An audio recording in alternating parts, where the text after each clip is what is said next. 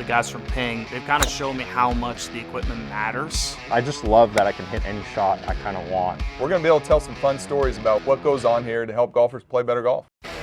Welcome back to the Ping Proving Grounds podcast. I'm Shane Bacon. That is Marty Jertz. And Marty, it's a remote podcast. You know, we recorded a few in person, and this is our first run through remote. You're still dialed though. You're still in the putting lab. Oh yeah, I'm dialed here, and I see you're in the man cave right there. I was joking with my wife today. She's been sick, and then we have both kids are home today, and she said, "Thank goodness we have this cave down here that we can like get away for an hour or two." And basically my workstation at this point. But yeah, you know, it was interesting. I was kind of thinking about this time of year. You know, school's kind of starting to wind down for most kids, and this is when parents, I would say, start to freak out a bit because the summer's long and you get a lot of time with your kids, and you start to plan out camps and programs and what you can do with your children. And it got me kind of thinking about Ping and what you guys have done in terms of focusing on junior programs and kids, Marty. And it's an important program that Ping has established, and it's something that I know you guys are very proud of. And it focuses a lot on junior golf and getting children not just invested in the game, but kind of a personalized environment for them to really kind of hold in and take in.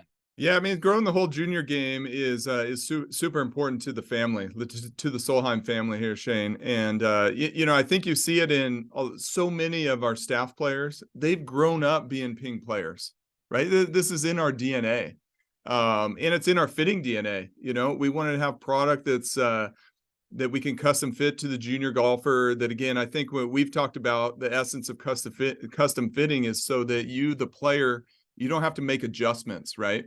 And I think that's a core problem that we solve with our Prodigy product and that we believe in, is that whole, and I can certainly relate to it. I can relate to scheduling camps and my wife being a little stressed out right now, setting the itinerary for the summer.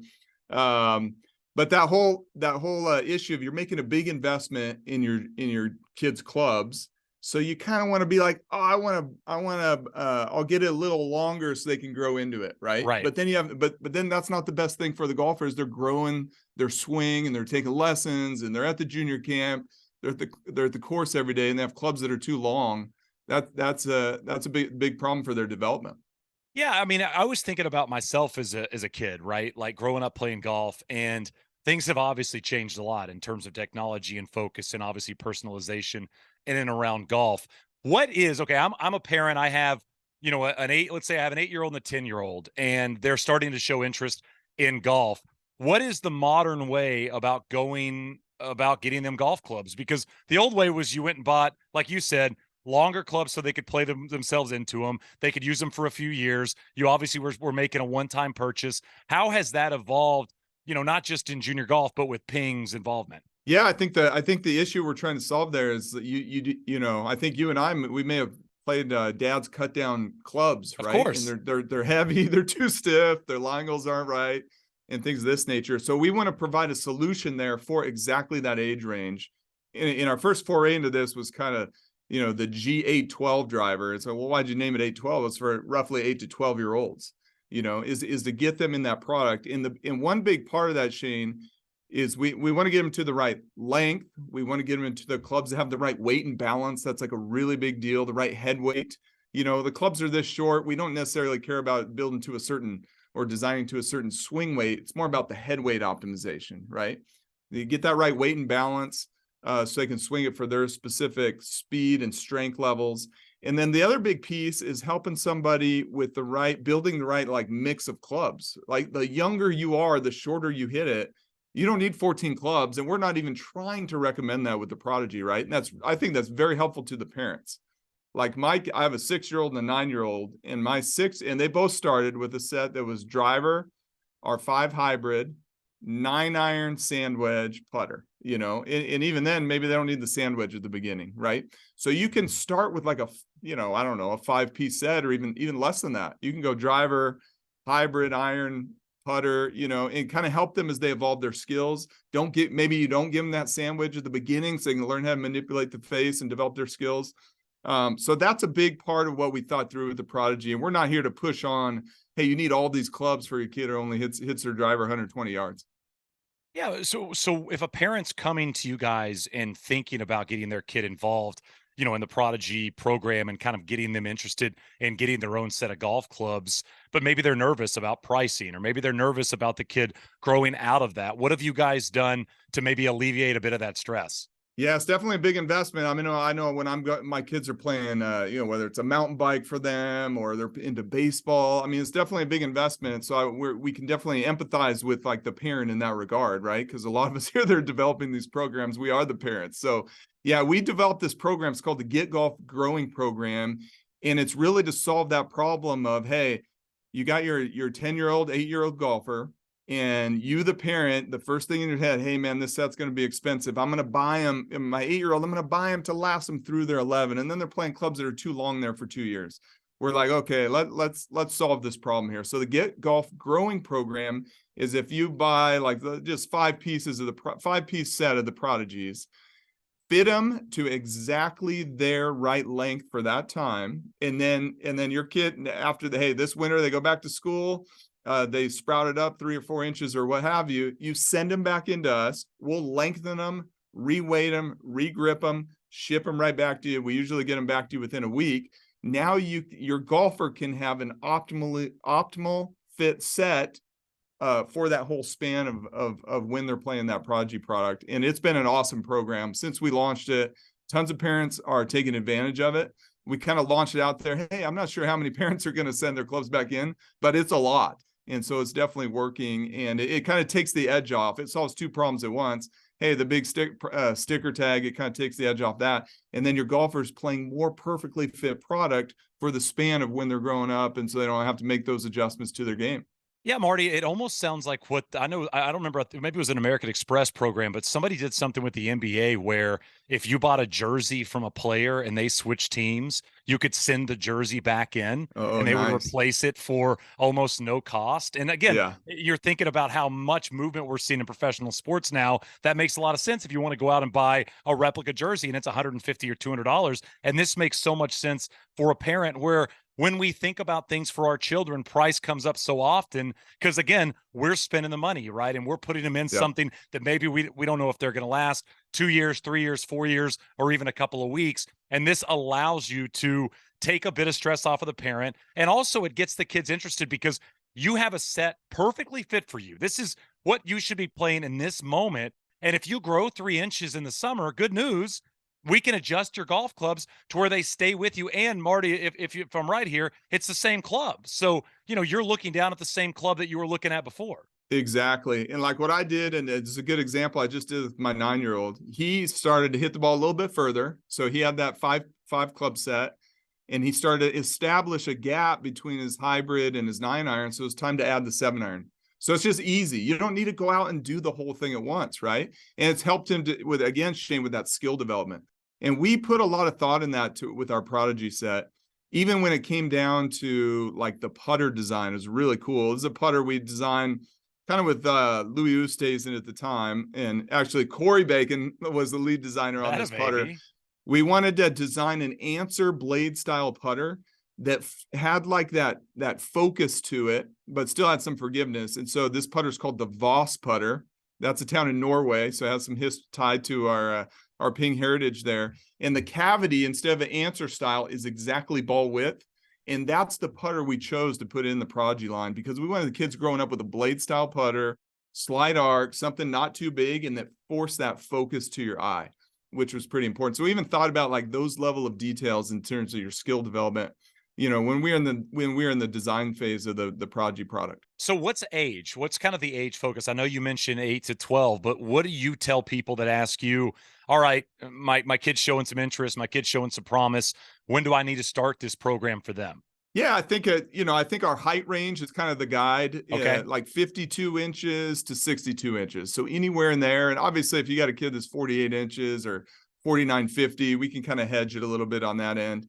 And we have great, like really simple fitting information. And I think that the earlier on you are in starting your golf journey, the more you can kind of lean on just kind of how tall you are, how long your arms are, just like our men's mainline, men's and women's adult color code chart. We actually had to create our own color code chart. So when we developed the Prodigy product, we actually went out and we leveraged all the Ping employees, because like the CDC, we went to go get data on like wingspan or how long your arms are, and there was no data out there. There was no like growth charts for that information. So we sent out this big survey to all of our accounts and had them go measure their kids.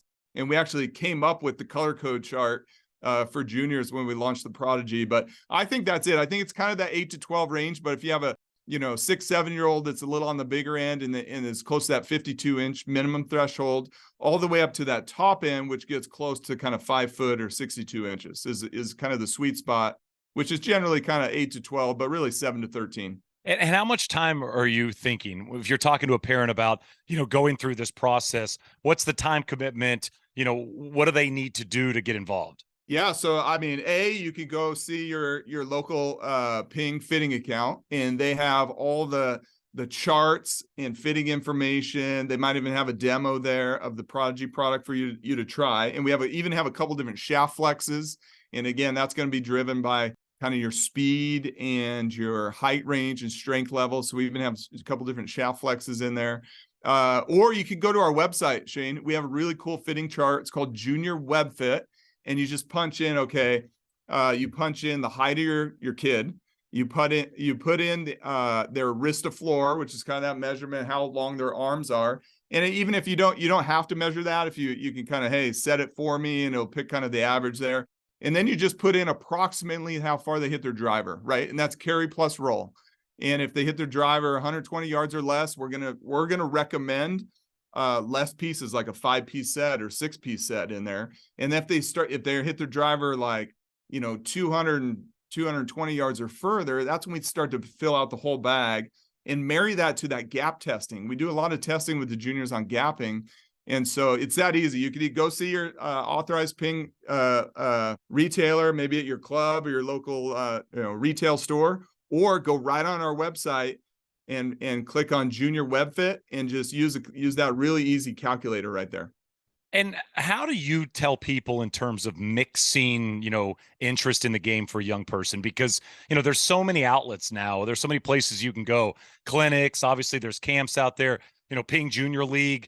What do you tell people in terms of that process? Once now they've got the golf clubs, now they're very interested in potentially playing golf. What's that next step to tell parents? Man, I think the number one thing, Shane, I think you could probably speak to this yourself, is like, have fun. Like, make the game fun. Like, you got to gamify it. I mean, I know I've like bringing my kids on the golf course late in the evenings. I mean, I think a big thing my wife and I do with our 2 kids is we play alternate shot. So we'll just play 9 holes, alternate shot. This is really fun. And we can play at the same pace of play like is the regular, kind of members tee times, which is pretty quick. Like, if you're not keeping up, they're not happy about it. So number one thing is keep it fun, but there are tons of junior programs going on out there. I think you named a few. PGA Junior League is super fun because that scramble style format. And I know they have really cool commercials. Obviously, you see Steph Curry and all these. Right.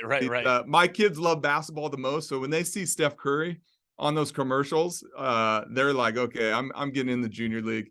And it's that team atmosphere. And you play a scramble. So it takes like the pressure off of, it's like a good entry point, whether your kid is more skilled playing individual tournaments or not. Keep it fun. Tons of programs out there, either at your local course. I just think at least here in Arizona, junior golf has really been flourishing, and you see a lot of opportunities where it's through your local PGA section tournaments, PGA Junior League, other initiatives. I would say the big thing is keep it fun and try to get your kids out there with other buddies and friends they can have contests with. And when does a junior transition to more of an adult set? I mean, at what point are you saying, okay, you've gone through, our Prodigy program, you've gone through the Get Golf Growing program. Now we're getting to a full set of adult golf clubs. What do you feel like that age range is and maybe skill set is? Yeah, that's a good question. I mean, I think the number one thing is kind of their height. If they're kind of getting close to that 5-foot level, that's kind of that transition point. So that's the first thing to look at. And then beyond that's kind of the speed factor.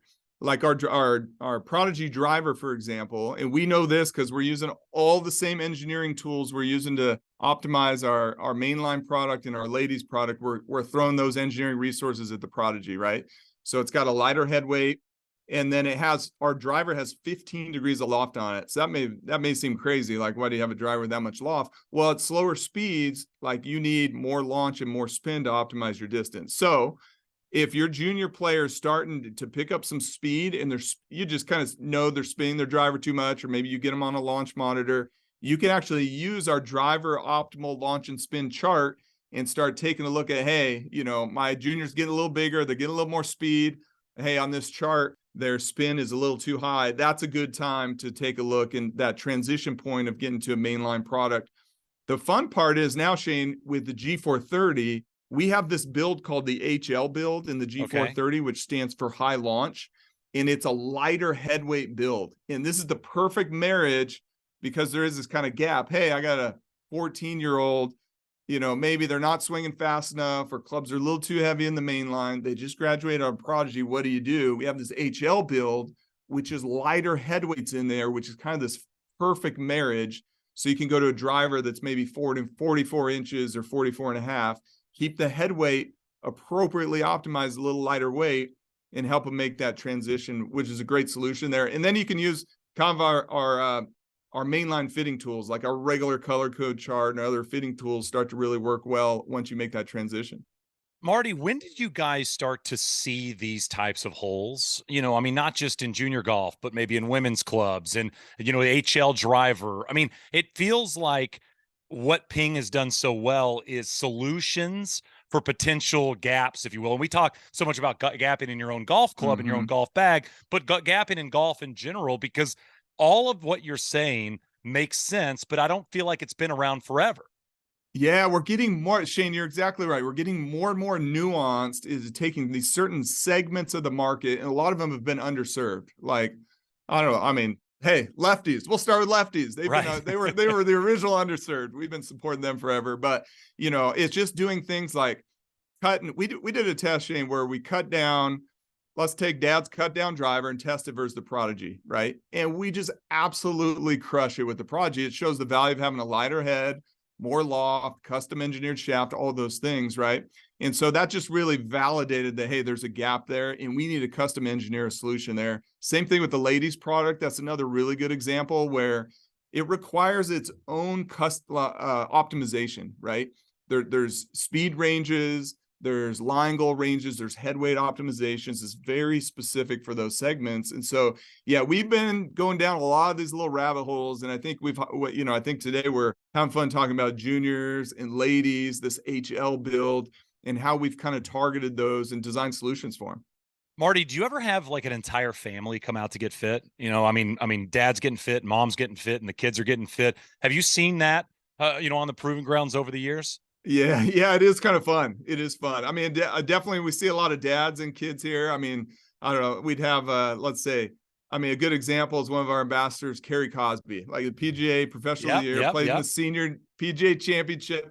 Whenever he comes in, he's always with the Sun Banks, right? So I look at the calendar and there's tons of those scenarios. We definitely see a lot of couples come in, and quite often there'll be a family of four come on in, and they're all getting optimized. And it's really fun to see, okay, mom may be getting fit for our GLE product, kids are getting into Prodigies, and dad's getting in, maybe a set of blueprints or something if he's a player. So it's fun to be able to service that whole spectrum of the marketplace, right? And playing golf as a family is, it's what I remember from my childhood. I mean, people ask me how I got into golf. I went to play every Saturday with my dad. Like, it was the thing. Like, I don't remember a Saturday we didn't go play 9 or 18 holes.